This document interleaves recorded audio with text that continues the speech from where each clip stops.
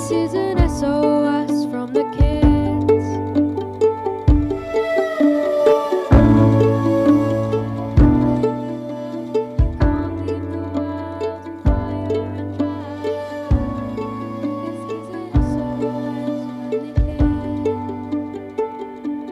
Please change the story, rewrite the plot. This beautiful love cannot be lost. Stop hurting our planet like you don't care. There's only one world for us to share.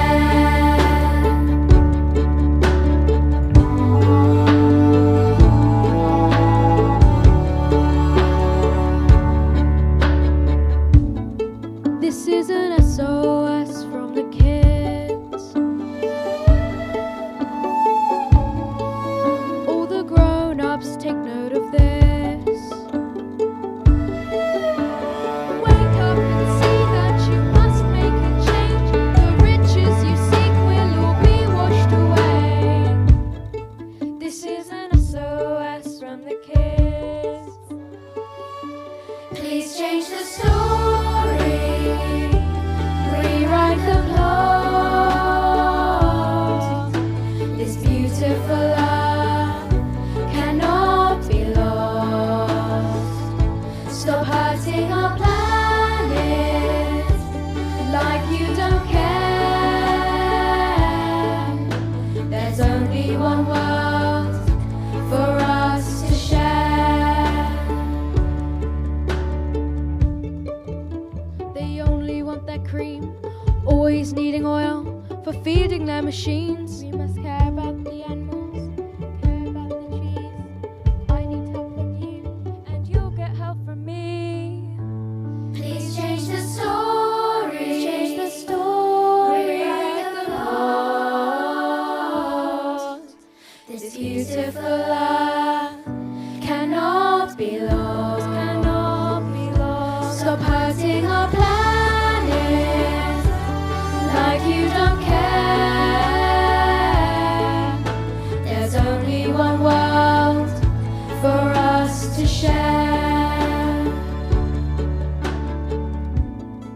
This is an SOS from the kids.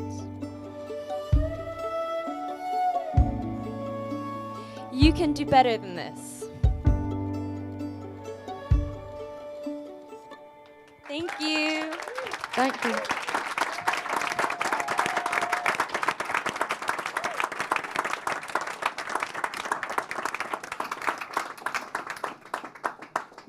Thank you very much indeed to the SOS from the Kids Choir, an absolutely fantastic opening to our event today.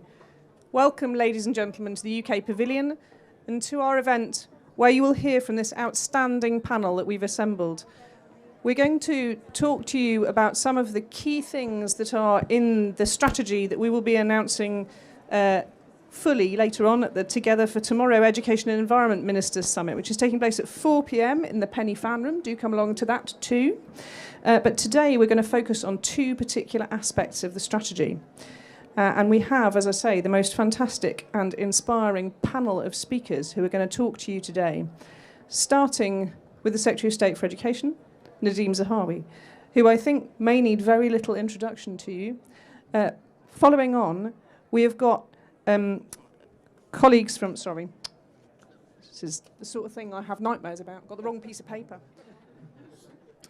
After that, we're going to hear from Professor Ed Hawkins, who's a leading climate scientist in the National Centre for Atmospheric Science at the University of Reading, and one of the lead authors of the Intergovernmental Panel on Climate Change 6th Assessment Report. What he's probably best known for, though, is what you see on his face, which is an incredibly stylish face covering showing the heat stripes that we've all got familiar with. And it's hard to remember a time when we hadn't seen some of those iconic images, but that is something that Ed gave us as a really visual way of thinking about the warming of the planet. We're then going to hear from Claire Mattison, CBE, who's the Executive Director of Engagement for the Natural History Museum. And she's one of the main reasons why the museum reaches over 20 million people each year through its on-site, online and tourism activities.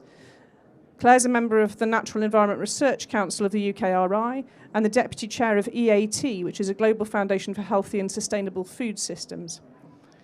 We're then going to hear via video from Professor Sapatha Dasgupta, who's the Frank Ramsey Professor Emeritus of Economics at the University of Cambridge.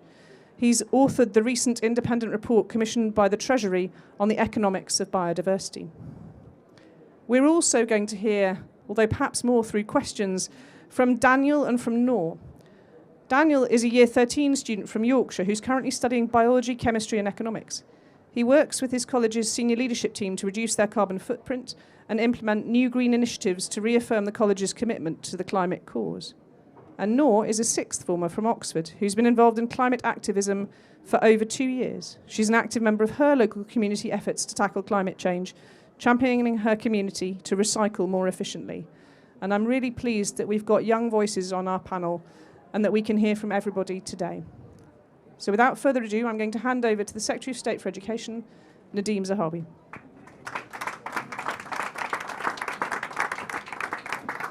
Thank you very much, Susan, and hello, everyone.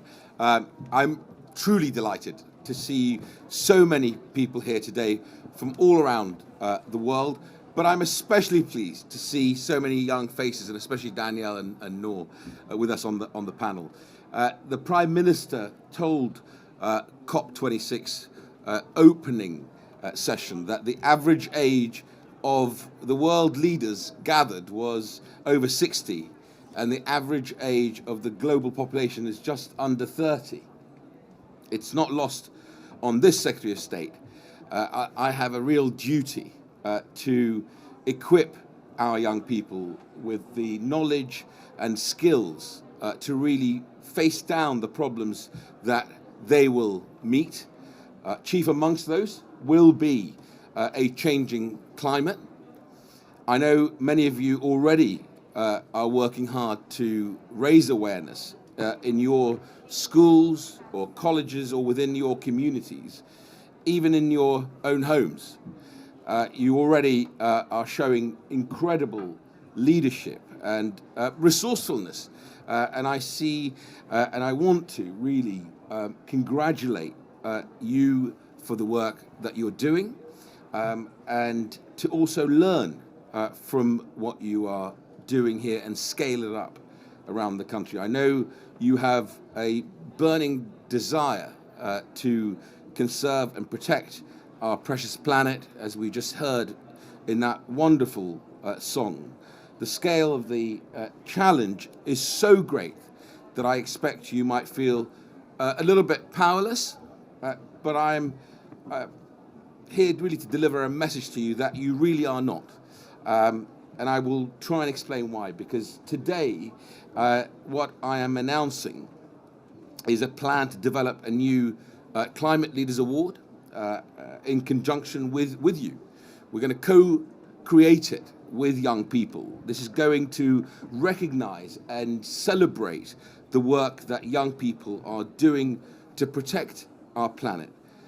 We're going to be working directly to design this with young people.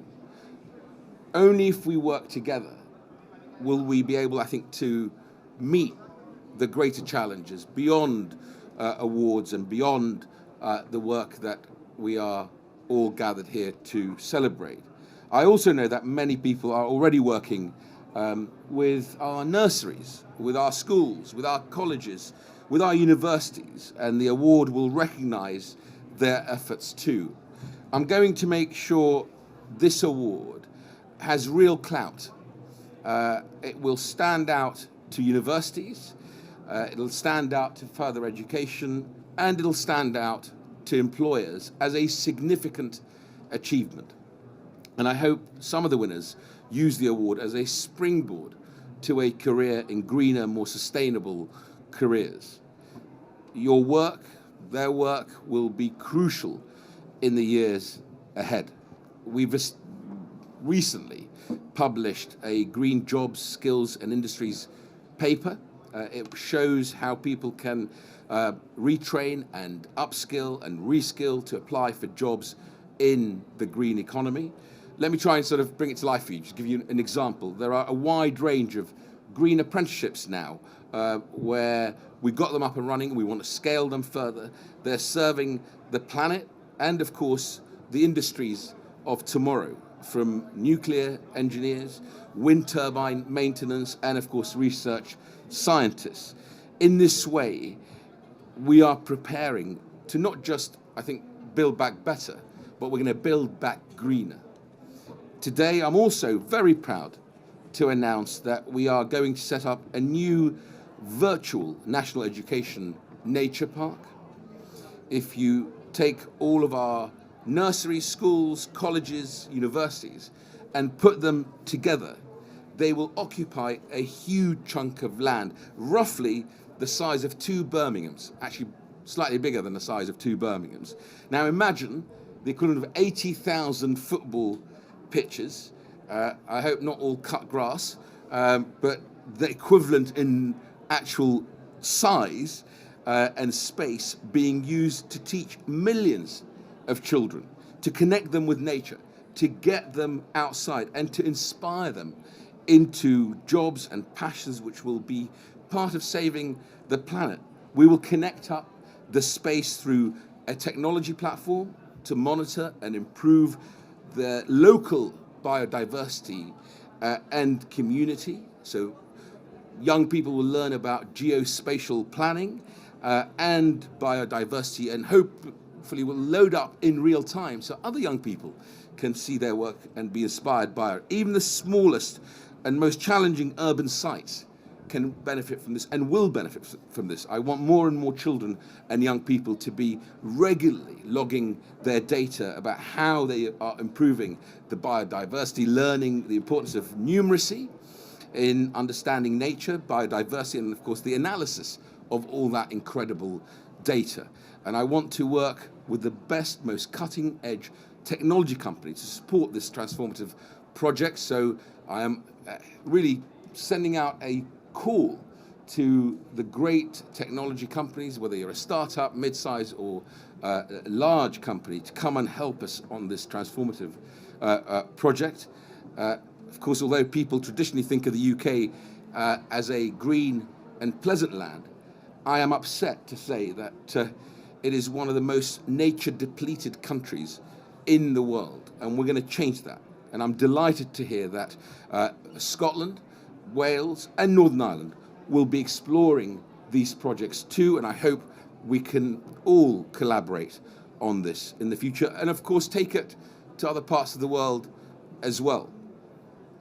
We have committed to leaving the environment much improved as a government. We committed to protecting 30% of our land and sea by 2030. We have just this week announced a huge investment across the world in nature, in forests, in biodiversity, and people. My sector, the brilliant education sector, the brilliant teachers, support workers in the sector, I am certain will play their part and impart the values of the natural world on young people from the start. Thank you for having me here, and thank you for listening to me.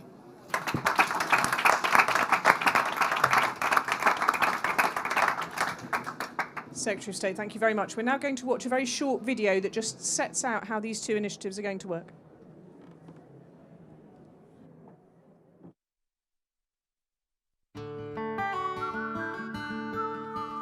Education will play a critical role in tackling the climate crisis. With more than 16 million people in education in the UK, we can make sure that current and future generations are given the right knowledge and skills for a world affected by climate change. The Sustainability and Climate Change Strategy sets out how we will work together to deliver excellence in education and skills for a changing world, achieve net zero, build climate resilience, and create a better environment for future generations. Some of this work will be done through the National Education Nature Park. The combined size of the education estate, including nurseries, schools, colleges and universities, has the potential to help us achieve our goals. For example, there are roughly 24,000 schools in England alone, covering an area more than twice the size of Birmingham. Much of this land is not built on, presenting opportunities for change. Through the National Education Nature Park, schools, nurseries and colleges can identify pieces of land within their own grounds and use them to improve biodiversity. Pupils and students can get active and enhance their skills by growing new trees and plants, creating new wildlife habitats, and learning about the importance of nature and a balanced ecosystem. If we only improved a small proportion of the estate, think of all the insects, butterflies, bees and birds that would sustain. They can also learn about reducing emissions through in-school challenges like cutting food waste, saving energy, and using less plastic. By taking part and leading change in their community, schools, nurseries, colleges and students can earn credits that count towards a new, prestigious Climate Leaders Award. By nurturing children and young people's connection to nature, we can plant a seed that will grow throughout their lives, inspiring their passions and career choices, and helping to preserve the environment for the generations that follow.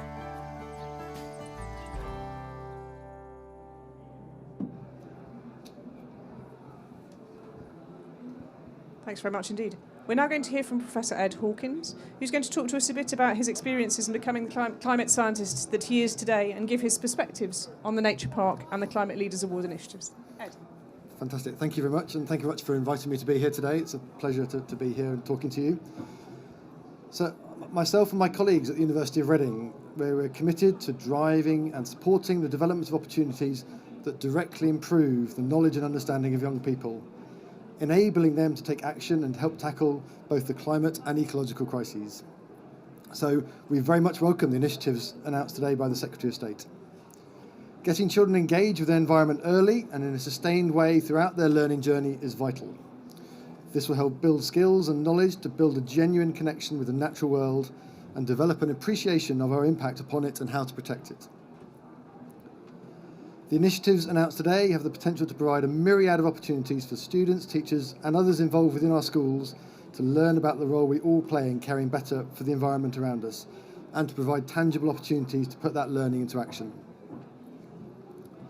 Our experiences when we are young help shape our future, and our teachers can help spark lifelong passions. So for me, that was physics. I had amazing physics and maths teachers when I was young, and that is one reason I'm now a scientist and a climate scientist. Although I did start my career as an astronomer, but I soon realised that actually I wanted to look down on the planet rather than look up from it. And perhaps if I'd had more involvement in the environment and climate at school, I would have made that decision a bit earlier. But climate is where I am now. And climate is much broader than just physics. It covers all the sciences and beyond. It is critical to empower the next generations with the knowledge and skills they'll need for their future lives and careers. And that starts by sparking interests at schools. And those sparks can help inform choices and change behaviours. We're already experiencing the effects of climate change. And so the young people are going to experience the consequences for the rest of their lives. And preparing our children with the skills they need is a complex and multifaceted exercise. It's going to require collaboration and support from many, many different sectors. And the initiatives announced today are a great start that will provide opportunity to integrate development of skills and real-life experiences of the complexity and beauty of nature. So we hope that the announcements today represent the beginning of a shift to embed a focus on climate and the environment across all schools and colleges, and this is something that University of Reading is looking forward to supporting. Thank you very much.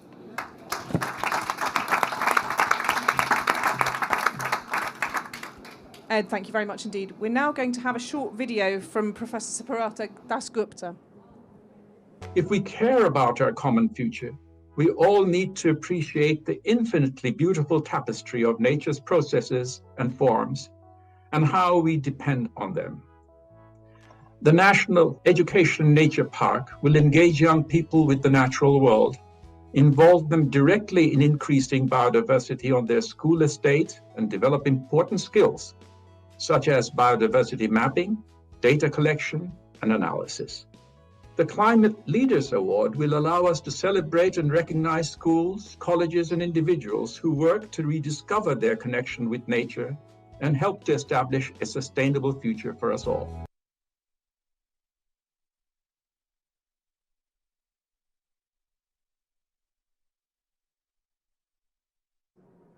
Museum. Claire, over to you.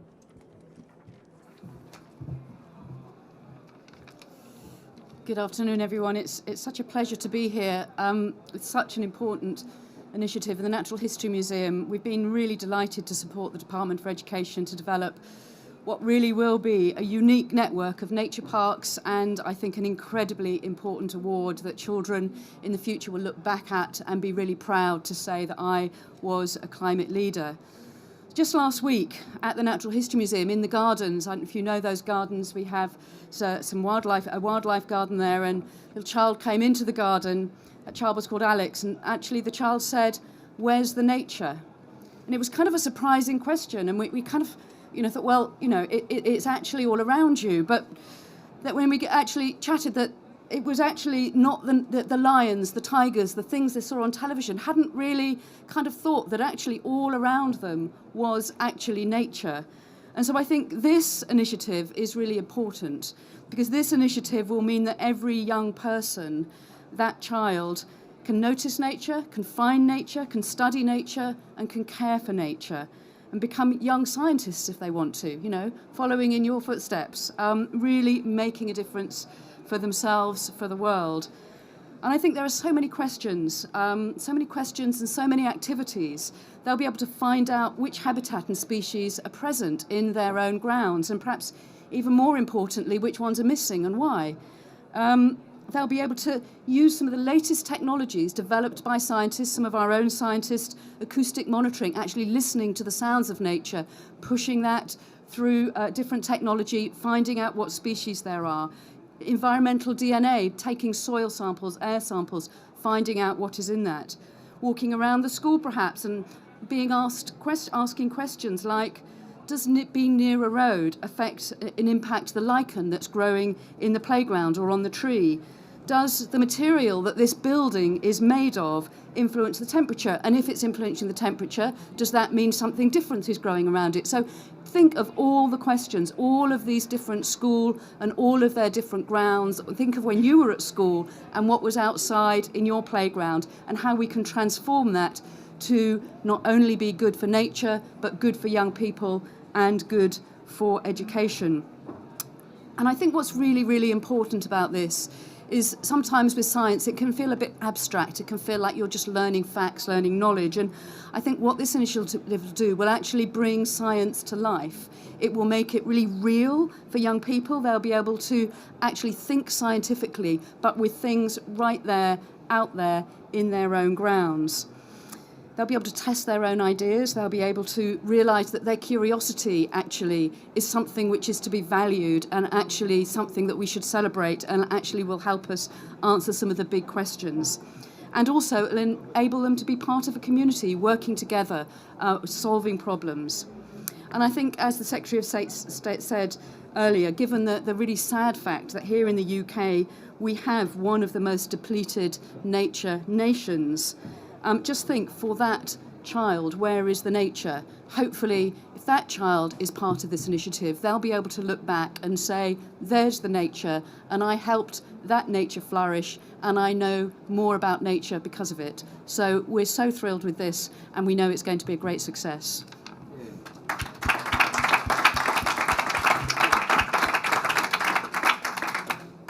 Thank you, Claire. And I should just say the department is absolutely delighted to be working with the Natural History Museum on this initiative, and you've helped us not just to work with you, but to draw others in. So we're really keen that in the next stage of the work we continue to build these proposals collaboratively and bring others in. So I'm now going to hand Danielle and Noah, I don't know which order you want to go in, but I wanted to hand over to you to talk a little bit about what you've been doing, but also if you want to ask questions of the panel or give us some challenge, then please feel free.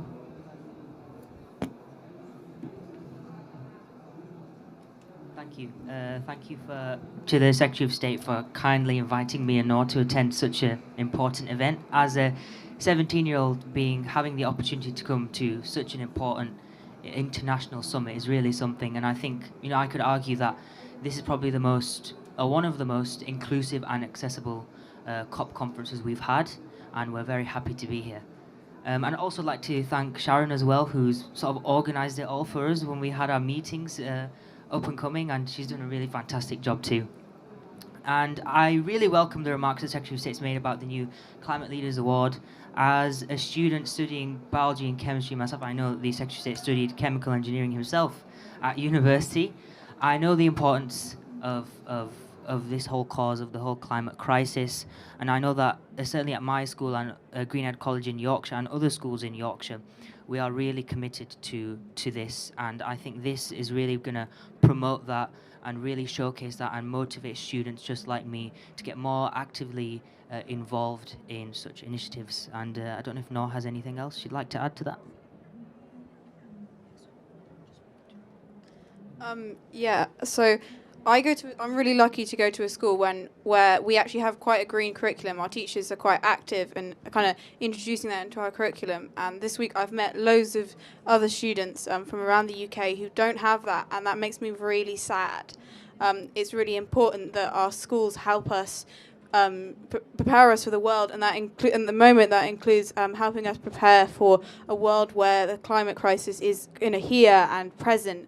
And it's really important that we certainly are inspired, and that adults around us help us to feel like it's that we can do something, and protecting sort of our local nature areas is one of the things we can do. So I really welcome this award.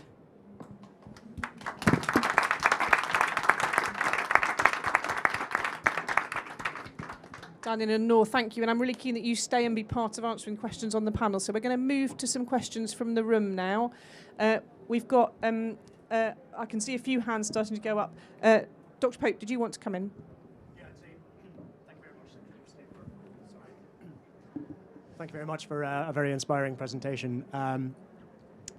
My name's Addy and I work for Esri, and we are involved in geospatial mapping, and I think there's a huge opportunity to connect biology and geography to relevant digital skills to turn the next generation of students, pull them through into sort of a green economy through a green pathway. And have you got any comment to make about how this award could be bigger than it is into a green pathway? Thank you for that. Well, you're coming to see me as soon as we go back to sanctuary buildings, because we need people who are involved in building and have the expertise in the technology, because I think this is something that, one, I want to do quickly, because let's not get, let perfection be the enemy of good. Let's build it and collaborate, and you will find it will grow and grow and grow, right? And I think, without sounding overly optimistic on this, I think other nations will begin to join us on this. We can imagine not only children in our schools, in our nurseries, in our colleges, our universities being able to look at, learn, scale up how you do really good biodiversity, how you do work on spatial mapping, right? And learn from that. But we could also then co-opt other countries on a similar platform. I don't think it's in a world where technology can scale so rapidly, it is not beyond us that we can literally connect the schools of the world, the colleges of the world, the universities of the world together on this journey. And so I absolutely agree with you. The one thing I would say is speed. And some of you will know I was the vaccine minister before becoming the Secretary of State for Education. And we built the equivalent of as Brigadier Phil Prosser put it, a national supermarket chain in about a month, and grew it 20% every week. So we can do this. And let's keep that sort of momentum and urgency that we developed because of a global pandemic.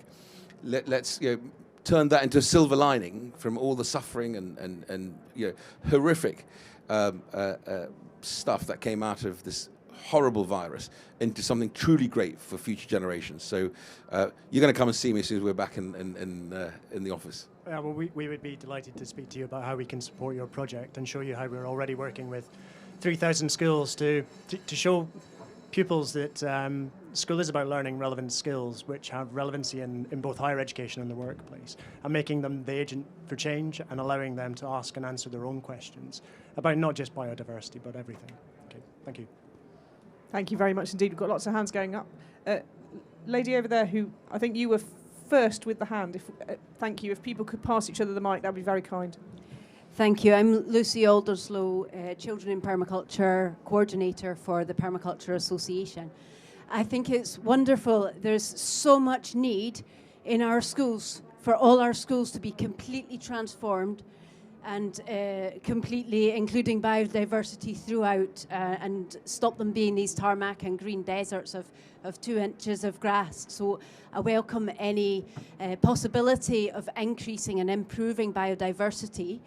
The schools need to be zero carbon ASAP. They need to be including renewable energy generation from schools, from your age group. You can all be monitoring the renewable energy electricity generation, integrating that into all of areas of your curriculum through maths, through all your sciences. I think that's wonderful. What I want to know is, at the moment, the way things are in schools, there is a nature garden, and that is 2 metres by 4 metres max. Sometimes it's just a plant pot.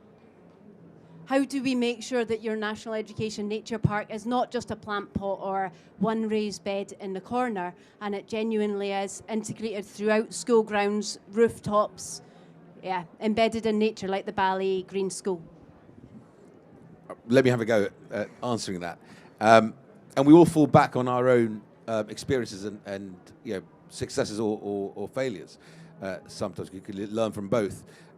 One, in terms of the school estate, so all of our new school builds, we're doing 50 new schools a year, 500 over the next 10 years will be net zero operational.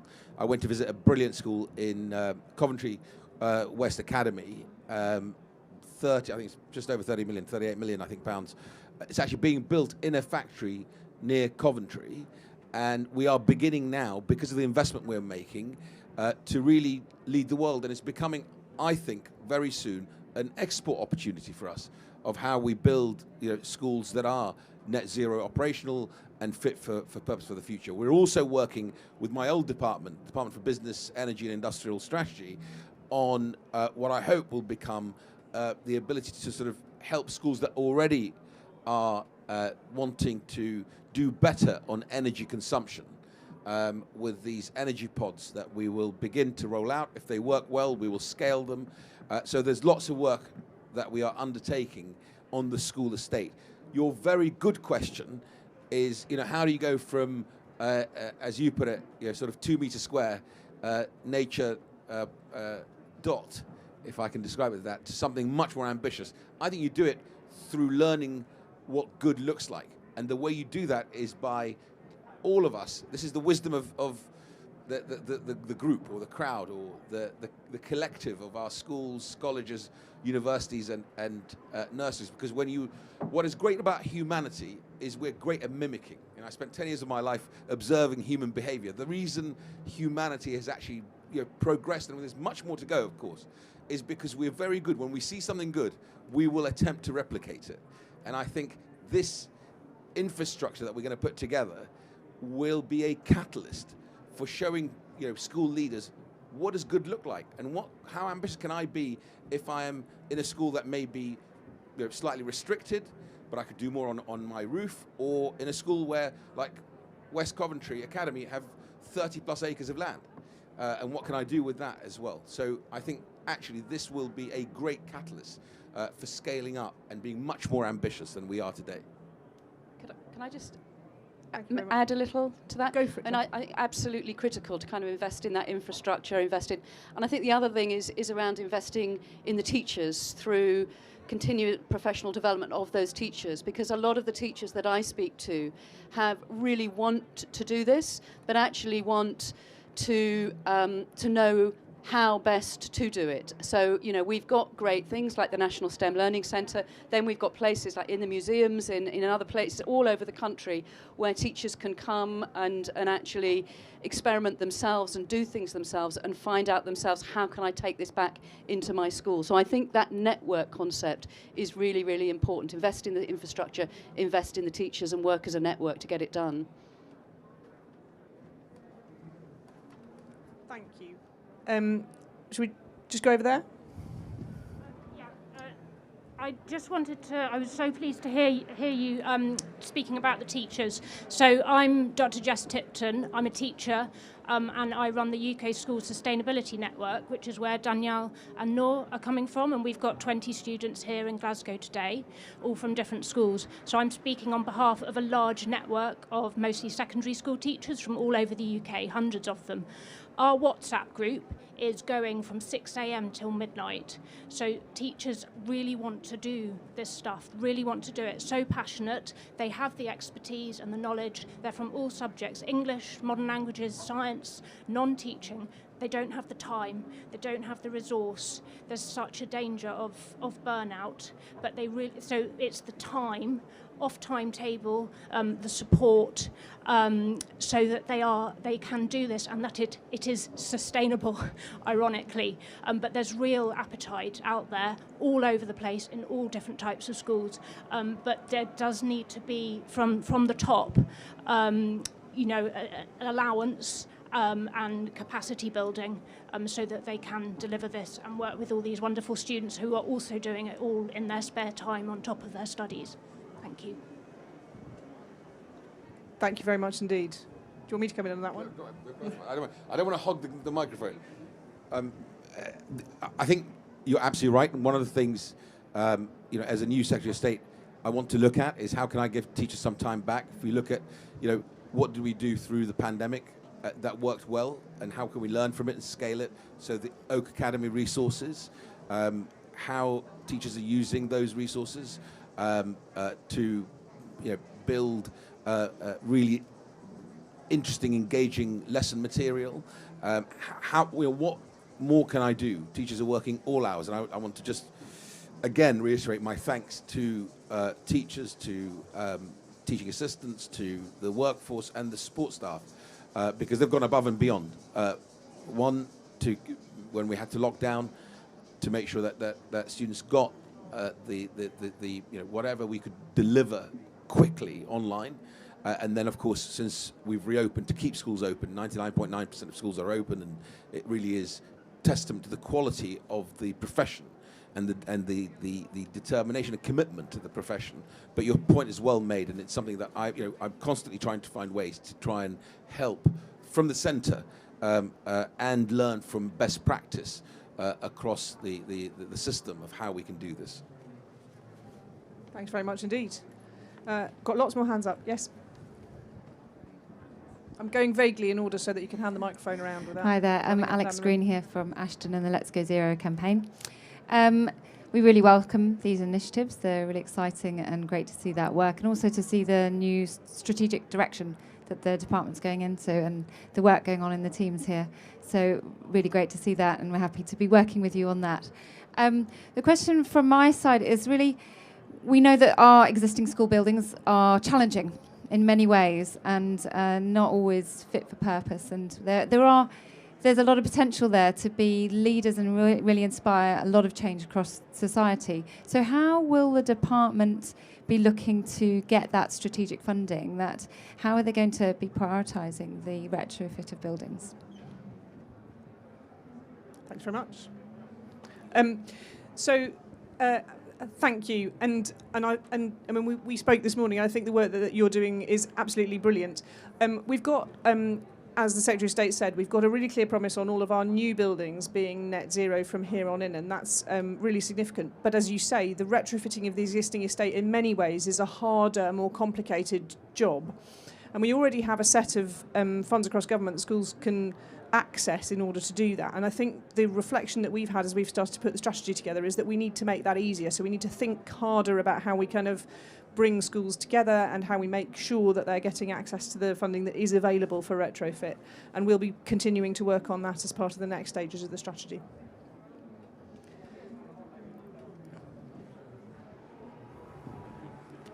Hi there, Matt Larsendorf from WWF. So really fantastic to hear these announced, and especially the nature park concept, which I'm a big fan of. I wanted to pick up on something that Noah said first of all, and then I'm also going to direct a question to our youth panel as well. But what Noah was saying about how she's had a really positive experience at her school, but of course not all schools are like that, and the same applies for the size and the sort of biodiversity value of their grounds. And you mentioned this, that you've got some schools with acres of grounds and huge potential, and it's already fantastic. And then you've got small, urban schools that are often, they even have to get a minibus out to a playing field that isn't theirs. And so I was just wondering how you might ensure an equity of access to the benefits that this programme could bring, because it has the potential to be such a leveller in terms of nature experience. And I thought to enrich the answer to that question, I'd love to hear from Danielle and Noah about how their experience of their school grounds has had any kind of impact on perhaps why they're so interested in climate and sustainability now that they are here today. Thanks very much. Should we hear from Danielle and Noah first? Yeah. So my school ground, we don't have many green space in our school. However, we share, because I live in Oxford, we share a field with Oxford Brookes University, and that's kind of the biggest area in my site. And we have a great teacher. She's the kind of journalist lead, and she's a gardener. She spends a lot of time gardening around our site. And I think she's the real reason that a lot of kids at my school get a really good sort of exposure to the environment. She spends a lot of time and effort she spends most of her break times litter picking and things like that. And we have a gardening club and things like that. And that's sort of how we get our sort of exposure to the environment in our school. And to add on that, Greenhead College is actually one of, I believe, 50 schools who have been given funding to embark on a capital development program. So we will be, we will have a new building for our science department, and it will be much more eco-friendly. The grounds will be made, to reduce our carbon footprint significantly. And I think it's a really great start to getting more schools towards that, just like North, for example, who can have a lot of improvement. And I think that just overall, getting schools to do that is again going to encourage the youth involvement and the youth participation, so that in future, when we take the reins of government, it'll be much less of a challenge than it is now, and in terms might not even be much of a priority anymore, hopefully. Thanks very much indeed. I don't think it's going to be that long till you take the reins of government. Secretary of State, do you want to answer the question about equity? And actually, we might bring Ed and Claire on. Yeah, absolutely. I mean, I guess one of the ways, and in fact, you've just sort of heard a perfect example from Noor, where a teacher, a school leader is being creative as to how they do this, although they don't have the sort of the land some other schools have. And my very strong inclination is that what you will get is the network effect, right? Because as we build this, and which is why I want to build it rapidly, and I don't want sort of perfection to be the enemy of good, right? And you will get, I think, inspirational teachers inviting, other schools, because when you see stuff in real time going up, that collaboration, co-creation will be enhanced, which is why part of our thinking in the department, I mentioned it in my opening remarks, is how do we, as we connect up all these schools and these amazing technology companies that now can allow us to do this really cost effectively and rapidly. It's still costing a few million, but nevertheless, I think it's money well spent, because the upside of the collaboration will be, that you'll be leveraging in will be much, much greater, because that's what human beings do overall. And I think that that ability from the department to lean in will make a huge difference. Thanks very much indeed. Did you want to add anything? Yeah, can I just say, it's a brilliant question, because I think part of it is almost having permission to sort of, break what is a concrete path or a tarmacked area. And at the Natural History Museum, we've got this very beautiful sort of area which is always kept really, really clean. It's pristine, and we've kind of given ourselves permission. And there were a few raised eyebrows and a few people, is that really a good idea? And we're going to let nature back in, and then we're going to work with local schools, with our scientists, to actually then see what happens by letting nature back in. And I hope by kind of showing, well, if a big national sort of place like the Natural History Museum can do that, working with schools, perhaps other people will then give themselves permission to actually just let nature back where previously it's been concreted over. So, that's how we're going to give it a go. Thanks, Claire. Really powerful. So, yeah, I'll just add, I think the equity point is absolutely critical. All of society is going to be affected by the transformations we're going to have to make over the coming decades. And so everybody needs to be involved in that conversation from the youth upwards. And so it's critically important that we involve everybody and that everyone has equal access, so they can all have the opportunity to pursue the new careers and jobs that are inevitably going to come. Thank you very much indeed. At the back there. Hello, my name is Bran Howell and I'm from the Eden Project in Cornwall. I just want to say this is really exciting, it's brilliant. And how can we and other organisations like us help? So welcome. Totally. We need you. And this is exactly what I was hoping will happen today. And this is exactly what I was talking about in the network event, is that actually, and this goes beyond my expectations, that in this room, when we announce, people will actually put their hand up, like the gentleman here in the front, or you in the back, saying, look, how can we join in? How can we help? Because the expertise you have in the way the natural history has stepped up so brilliantly, I think is going to make this project not just, I hope, England or UK-wide, but I think we've got an opportunity to scale this for the world. And so many other countries, I think, will begin to join us on this journey. I think the young man as well next to you had a question. My question, sorry, I'm Max from the University of Edinburgh. My question was, obviously climate change affects every aspect of our lives. I also particularly like the local and national kind of focus of the project, which is great. We had a panel discussion with students from Qatar yesterday, and they weren't that interested in the tundra in Siberia. They wanted to know about the desert in their region. So I can really see the value of that. My question was, is there going to be a look at adapting the curriculum to include a focus on the impacts of climate change in subjects that aren't just science-based or particularly focused on the environment? Will there be, for example, incorporation into history or into politics or into humanities subjects, or perhaps even thinking creatively, languages, something like that? You go.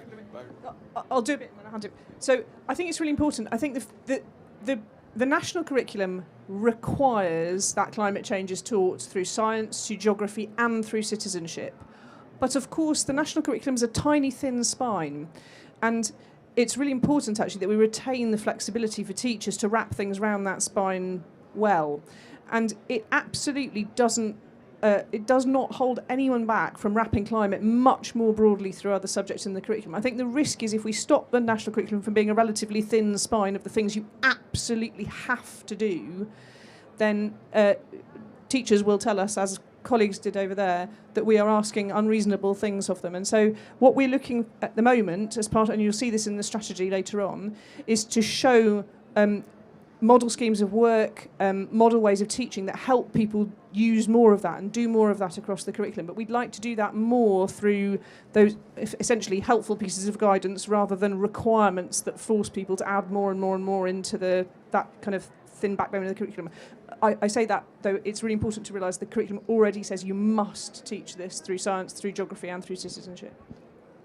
Yeah, all I was going to say, one really important question, and actually the sustainability and climate change strategy document that we're launching later is actually effectively a draft. And what we're going to do is work with teachers, with school leaders, to turn it into the finished product and then launch it in April of next year, because we actually want that input into this process. And of course, we've also launched the new model primary science curriculum, which I think is equally important in terms of offering primary school teachers that sort of the high quality resources that they need to enrich young minds with evidence-based science around this subject.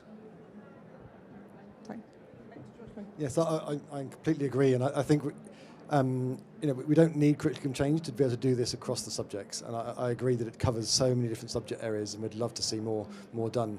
And I think just slightly on a broad point, as scientists, many of us stand ready to help, and ensure that the resources that teachers have access to are up to date with the latest science and accurate. And so we need educators and scientists involved in that, and that's where the University of Reading and many other institutions are very happy to be involved with this. That's fantastic. Thank you, Ed. Blimey, I think somebody may have died upstairs. Daniel. I completely concur with the gentleman's question, and I think that whilst it might be something that's nationally taught in schools, once we go into college and we specialise in our own A-level subjects, the people who've chosen subjects like humanities, politics, history, they become completely excluded from any sort of climate updates.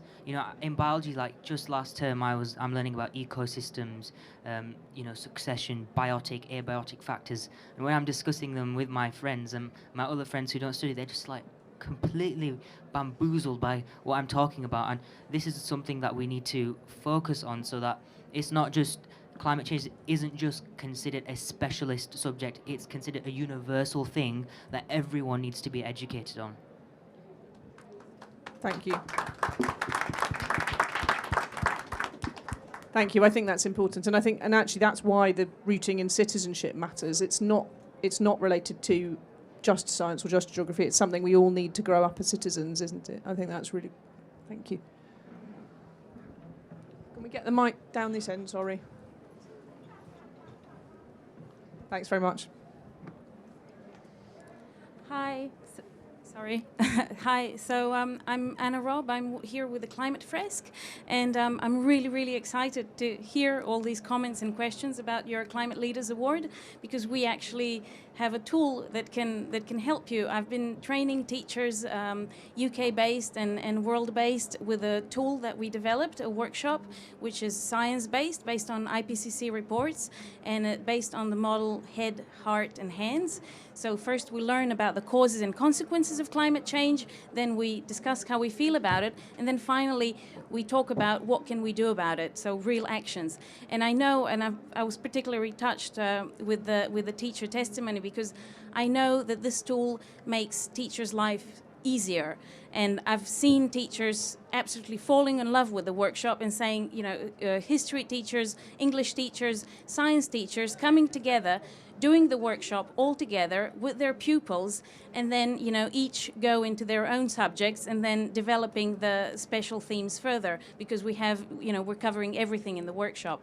So I would really love to see a global collaboration between Climate Fresk, because we are already, so we grew from 0 3 years ago to 250 participants in our workshops. We've got over 10,000 facilitators around the world, and we have senior pupils who can become facilitators. It's very easy, scalable, and we're hoping that it will soon be in my own country curriculum, Croatia. So let us help you to bring this wonderful tool into your Climate Leaders Award as well. Thank you very much. A bit more network effect, Secretary of State. Phenomenal. Come and see us. Thank you. My team will be in touch with you. Thank you. Any other questions? Yes, thank you. Manveer Gill, Environmental Association for Universities and Colleges. Thank you. This is really inspiring and quite exciting. Perhaps it's not for this showcase, but I'm curious to know what the crossover is with universities and what your plans are there, particularly given how influential they can be across their communities, across research. their operational scale as well. No doubt you've got some plans there. Just curious to know if you've got any information you could share with us. Thank you. I mean, I think the simple answer is we see universities as absolutely part of these proposals, so not excluded from them. And I think there'll be a whole series of ways in which they can be involved, both using their own estate, young people who want to be leaders in universities, and indeed universities recognising the Climate Leaders Award in people who come up from schools will be really important. But I think also, actually, as we think about some of the activity that will go on, the biodiversity mapping and so on, the expertise of people in universities like Ed and others, and indeed actually I think students in universities who want to support schools in doing this well, I can see really rich collaboration building. I want to say one more point actually on the equity issue raised earlier. So what if you're a school with small grounds? I think one of the really powerful things about the National Education Nature Park idea is the concept that the whole of it belongs to everyone in it at some level, so that you have access not just to the information and the data about your bit, but that you can gear the bit that you're doing against the information, data and understanding that is coming out of the whole of the National Education Nature Park. And that gives both children but also university students access to the most extraordinary potential resource for information, for development, for learning, for all of those powerful effects that come from having outstanding data to apply to tricky problems. I mean, we're very lucky at the University of Reading. We have a giant green campus which has got green flag status, and you know, I know that the local nursery takes their children walks around the campus and on the lakes, and so that's fantastic to see. And I know that we map the biodiversity in our campus, and so I'm sure there'll be plenty of opportunities for local schools to get involved, as well as the nurseries. Noor, did you want to come in? Yeah, I actually have a question. Brilliant. So I've just done my God DOV award, and on the expedition there was one working class black kid, and the rest of us were white. With this award, how do you plan to kind of stop that being the same thing, it being the same crowd? Because I know certainly within my school that the conversations about climate change happen within the same kind of people from the same background and of the same colour. That is a fantastic question, Noor. And we're going to obviously work with the Duke of Edinburgh Awards and the Princess Trust and others and take the best learnings, but also see how we can improve it. And I think I go back and say to you that if we build this and build it for all our nurseries, our schools, our colleges, our universities, then you really begin to get that sort of diversity of thought, that richness into the system. There are no easy answers other than to make it really engaging, right? If people feel that it's a resource that's worth using, then you will begin to overcome some of those barriers around ethnicity and demographic. Yeah, if I could, I mean, it's an incredibly important question. I mean, it's the question really about how do we make sure that this is actually for everybody. And I think part of it is actually making sure the way in which we are now developing it is developed with those voices from everybody. So actually it's not just a group of people over here who are developing, expecting it to be work for people over here. And that's what I think we're trying to do. We at the Natural History Museum, but I know a lot of the other sort of supporters working with the department, we have a youth advisory panel with young people from all different sorts of backgrounds, and it's getting their voices in to say, how can this work for you, or how can we create and make this work together? Otherwise, you're right, it's just going to be for the same people all over again rather than for everybody. So that's the challenge we've got to rise to. Thank you very much indeed. I think I'm going to have to draw us to a halt now because we're running out of time, and soon people will come to try and kick us out of the pavilion to have their next event.